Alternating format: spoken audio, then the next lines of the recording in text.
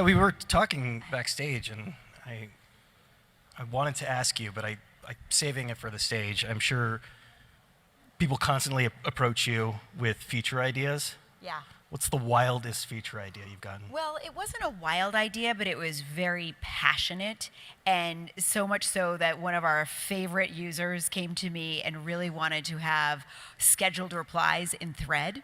And it wasn't like it was something outlandish, but he was so passionate about it. He came and saw me at the Boston World Tour, sought me out, told me how important it was to him. And I think that's sort of the fun of it, is that people have, users have this passion about how they express themselves, how they use the tool. And I haven't gotten anything really crazy, but I get a lot of passionate users about certain features they want right away. So it's up to you all after this to think of the wildest Slack feature you possibly can. So we're approaching a year of you in this role. November will be a year. A lot was made at the time of the fact that you were the third CEO since Salesforce acquired the company in 2020. How would you describe that period for Slack? Well, I mean, in a lot of ways, it's really been executing on the vision that originally we had for Slack 10 years ago, or the founders did, which is really changing the way the world worked. We were talking about this a little bit backstage. The ethos of Slack is to make work simple, pleasant, more productive, and a little bit of joy. And that is as true as it is today as it ever was. And so I think for those of you who use Slack and know it and love it for the things that we were just talking about, you should expect that that's been part of my transition in. It's been a huge priority for the full year. But I think what also coincided with me stepping in is, actually a year before that, but truly generative AI. And I think for all of us, that is a moment that it's sort of pre and post, and you almost see the world in a completely different way. And for me, I felt that I was joining Slack at this inflection point. It was coinciding with the 10-year anniversary of Slack, if you can believe it, but also this moment in time where really Slack has a responsibility, I think. We've led the way the world works and disrupted the way the world worked, I think for the better. But carrying that forward in this age of AI and really leading with that capability natively in the product, so you can think about how AI can work for you. And it's also been about executing on the vision that is, again, part of the evolution of Slack, really driven by all of you, our users, which is Slack as a work operating system. And that's been a really big focus for us, is evolving from messaging, which is incredibly important, but truly an operating system that brings all of your work together. And companies like IBM at the largest extreme with 250,000 employees using Slack beyond just messaging, but integrating workflows and applications. I think they have something like 9,000 workflows automated in the platform, integrating with 3,000 applications, bringing that all into Slack and having it serve as its work operating system. And so, again, it's sort of the coalescence of this moment in time with AI, which can take that to the next level. And so, my focus has been making sure we do that and stay true to our users. Like you said, generative AI, ChatGPT have changed the game for a lot of industries. But it really feels like we're in the middle of a bubble right now. When we look back 5-10 years from now at this era, will it have been a bubble? My point of view is that there's something different about this, and this is the accessibility for all of us. It started with consumer AI, where you could really understand how to use it. And then for us, why I think it's not a bubble is that, as I mentioned, one of the ethoses of how we build our product is deeply listening to the users.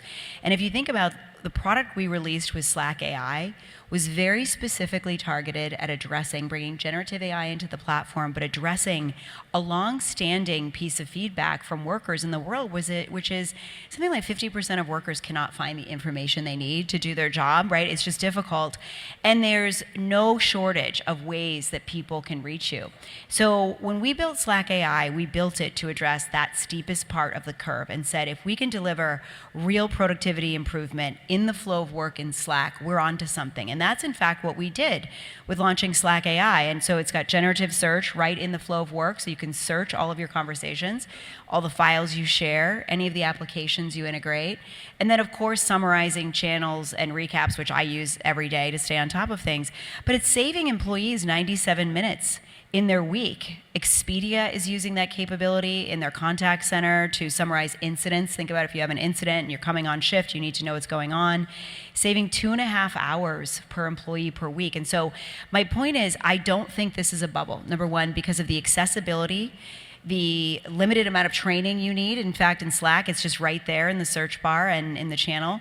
So it's different this time, and it's showing real rewards, and it's not taking you, in the case of Slack AI at least, you're not leaving where you're working. It's right in the flow of work. And I think that's really exciting for us to actually finally see what AI was meant to be.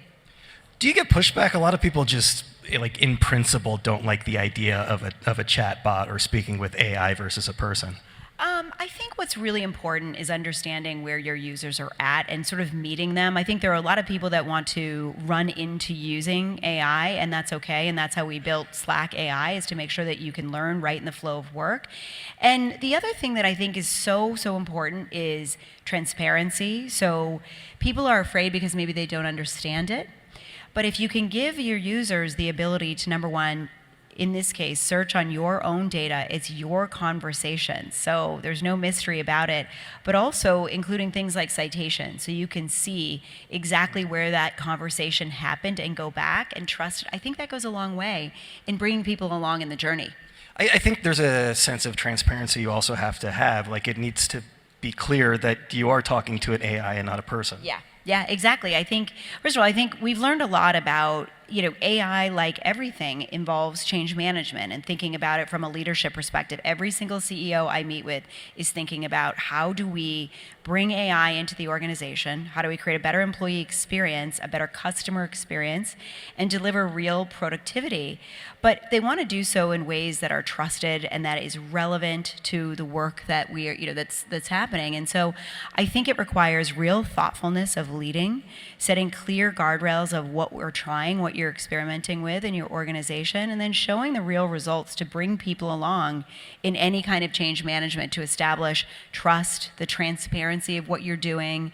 And this is going to be an evolution. It's a new way of the world of working, and I think it's exciting, but we can learn a lot from previous chapters of transformation and apply that here.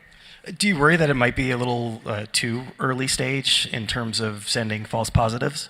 I don't necessarily think it's early stage. I think it's important to be, the one thing I think is really important is, if you think about when all of the capabilities really came on market 2 years ago, there was a lot of experimentation, but what it lacked is sometimes the orientation around true use case, true business case. What are we looking to solve? So when you go back to the principles, I think what is successful, I wouldn't say too early or too late. I think what's really relevant is what is important for your organization, and what are some of the areas of low-lying fruit that you can automate right away and onboard your employees into that. And I think that's something that when we see customers having great results, they're thinking about the actual use cases that they're solving and delivering real value. I ask from the standpoint of, there was, guys, I'm blanking on it right now, but there was the Google Gemini search, and it was telling somebody to put something on their pizza. Do you remember that? Yeah. How do you safeguard against those kinds of issues? Yeah, I think it's really important. We have, significant safeguards in terms of preventing hallucinations and driving accuracy. It certainly comes with having that built in the product, but also making sure that you're very transparent. This is based on the relevancy of your conversations, trusted in your trusted data, grounded in your data, and then again, providing that feedback loop for feedback, and of course, transparency. And I think trust is our number one value as we think about deploying these types of capabilities. And when you begin to onboard users into this world and they can see it in a transparent way and trust it, I think they're more comfortable using capabilities like what we have. How do you safeguard against biases?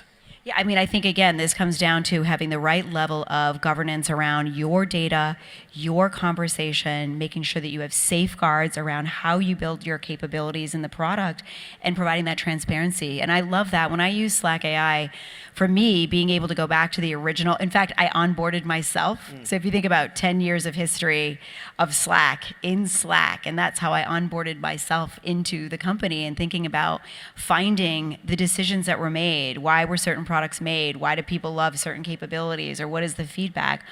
All of that is based on the conversations that have happened in Slack, and I think that is important. It's relevant, and it's your conversation. We were talking about really big numbers when you discussed the number of agents that were created. I think you said at Salesforce, was it like 10,000 or something like that? Like that's a big number. It strikes me that that's kind of impossible to completely vet everything that's coming through. Well, I think what you're referring to is what we launched today, which is Agentforce, and I can explain. Agentforce is a new layer of capability in the Salesforce platform to be able to have out-of-the-box agents that can act autonomously on your behalf, in the case of a service agent acting on your behalf based on your data, but also a platform to build agents and to build models. And so at Dreamforce, what we had was, we really believe that, again, this gets back to building and taking users on the right journey and understanding how the technology works and having them experience that. So at Dreamforce, at our conference, we had 10,000 agents built in Agentforce at the conference, and I think that was a really great opportunity for users to truly understand the power of this platform, which is moving beyond a chatbot, but truly into agentic work and working autonomously on your behalf. And I think we are just in the beginning of this agentic era, but I think it holds great promise for productivity and what we've all been hoping that AI would deliver for us. Is there a vetting process though? Like Apple and the App Store, they check all of the applications that come through? It's built on our trust layer, and it is employed. So for example, for the Agentforce service agent, that is built on the Salesforce platform. So if you use that, it is everything that you've done in Salesforce has led you to this moment. It's all of your data, your business processes, your rules, your governance, and the trust layer. So anything you build is based on that. And then, of course, anybody who's building something is building it on their own infrastructure. Mark is very outspoken when it comes to the competition. Recently called Copilot Clippy 2.0 and accused it of spilling data everywhere. Do you generally share his thoughts when it comes to Microsoft's approach to the space? Well, what I think about is sort of back to what I was talking about with Agentforce. The difference about how we're thinking about Agentforce is it is a platform that is leveraging your data to actually take action on your behalf. And I think this is the evolution of this chapter, which is moving beyond chatbot into true agent activity that's delivering real productivity. I mean, I think one of the examples that I think is really, really compelling is with Wiley. And I've got 2 kids in college, and so we've certainly done our fair share of books. But this is really their Super Bowl, and they use the Agentforce service agent to help them during this spike. And they saw that they were able to resolve cases 40% faster. They saw a 40% improvement. This is beyond just searching and a chatbot. This is actually grounded in the business logic of the company and taking action. And I think that's the next frontier, and that's what I'm really excited about with Agentforce. And certainly, as it relates to Slack, I think about the power of being able to bring, if you think about Slack is where the world is working. And not only is it a work operating system, but now in this age of AI, think about it, you could have a teammate in a channel working on your behalf, doing things like helping employees onboard, helping you find things, having an assistant or a personal assistant. And I think that autonomous action is really that next frontier, and that's what I'm really excited about. It's I guess the spilling data everywhere thing that kind of like jumps out at me. Obviously, privacy and security are really important. In the case of like Disney, for example, when there's been a breach, how do you regain the customer's trust? Yeah, I mean, first of all, Disney is a wonderful Salesforce customer using the capabilities across, the theme parks. Are they still using Slack? They are. What I would say about that is there's information in the press, and I would let Disney speak for themselves. I think the most important thing, though, is that in that incident, there is no, identified vulnerability within Slack. We have the highest level of standards as it relates to security. We have some of the most demanding regulated industries and government agencies using Slack. But at the end of the day, cybersecurity and security in general is really not only just about, it's a two-way street, it's really a mutual responsibility about the product and making sure that you build the highest standards in the product, but also how you govern all capabilities that you're using internally. I'll get off the Microsoft topic soon, but just lastly on that front, again, being outspoken in the press, you commended the EU for the way that they are looking at Microsoft from an antitrust standpoint. What What is Microsoft doing with teams that you feel like they're not necessarily playing fair? Well, I mean, I think what I would really focus on is looking at the EU's response, and I think we're encouraged by their statement of position. We think that anything that encourages free and fair trade is really important for all users, so that users have a choice of technology, and when users have a choice, they choose Slack, and we're really proud of that. Is it possible, though, to overwhelm the user with too many features? Well, I think that what's really, really important, and this goes back to the ethos of Slack and how we build product, is thinking about what is the user feedback and what is the job to be done. And I think in the capability of Slack, as we've evolved the platform from a messaging platform to truly a work operating system, the capability now to have AI be an intelligent assistant to let you know what message you should focus on, who are your VIPs, how can you clean up your channels, how can you summarize a huddle conversation with a TLDR. I think for all of us, the opportunity to simplify and drive productivity with AI right there in the flow of work is how we think about really driving productivity and an experience in the product that is simple, easy, delivering real productivity. So simple, that's an important word here. I've been on the internet for a long time. I've seen multiple Facebook updates, multiple Gmail updates. Every time that happens, there's a considerable, I would say, meltdown among users. You know, people, it's like breaking into somebody's house and moving their furniture while they're not around. How do you ensure that you're not changing it too quickly and that you're able to sort of, I guess, maintain the features and the integrity without overwhelming the user? Yeah, I mean, I think that goes back to doing a lot of research with our customers, making sure we're watching how our users are using the product. And you know, I think one of the things that's so incredible about Slack is that it brought this consumer-grade experience to enterprise work. And so deep within the ethos of the company and how we build product is the design of that. And thinking about how are you a great host in the product, how do you make sure it's simple and easy to use. And so we follow our design principles. We get a lot of feedback from users, both in person, but also through the research that we do. And our workforce lab, which does a quarterly study of roughly 10,000 knowledge workers to understand where is the world going and what do not just Slack users, but what do humans want in the world of work. And so I think it is something you have to stay diligent, rigorous about. I do a design meeting almost every week, sometimes twice a week, on looking at every user experience, and that is something that is just deep in the ethos of what we do. So let's talk about humans. As you know, I write about robots a lot, and I'm sick of this question. I'm still going to ask you it. I'm constantly asked if robots are going to replace humans in the workplace. To a certain extent, that's kind of what the chatbots are doing, or at least they're ensuring that a human being doesn't have to be there 24/7 to answer those questions. Do you feel like eventually these chatbots are going to replace the people who have those roles? I think about it a little bit differently. I think that we have an opportunity in this day and age to think about what are some of the low-lying, repetitive tasks, the drudgery of work that can be automated. No question about that.